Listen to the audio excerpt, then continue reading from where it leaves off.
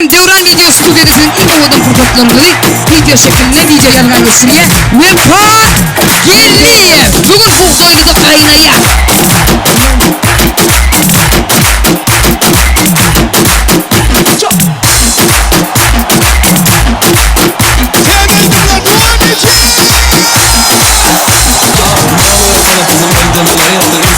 Bana göndermeler, bıraktığında bana göndermeler, bana göndermeler. Benim unuttum ismin neydi ya? Bana neydi ya? Benim kızların hepsi de Barbie ya. Baba çok harbi ya. Tamam Sen benim gerçekten yanlış anladın. Tamam biliyorsun düştüm de yaklayım. Tamam Sen benim gerçekten yanlış anladın. Tamam biliyorsun düştüm de yaklayım.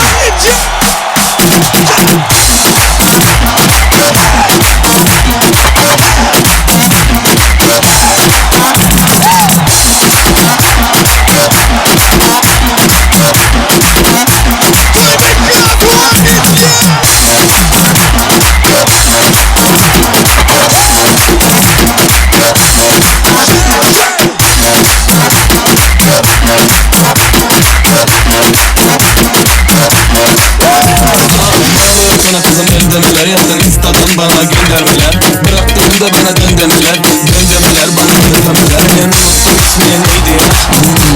Bana neydi ya? Benim kızların hepsi de Barbie ya. Baba çok harbi ya. Tamam Sen beni gerçekten yanlış anladın. Tamam biliyorsun düştüm de yaklaşım. Tamam Sen beni gerçekten yanlış anladın. Tamam biliyorsun düştüm de haklıyım.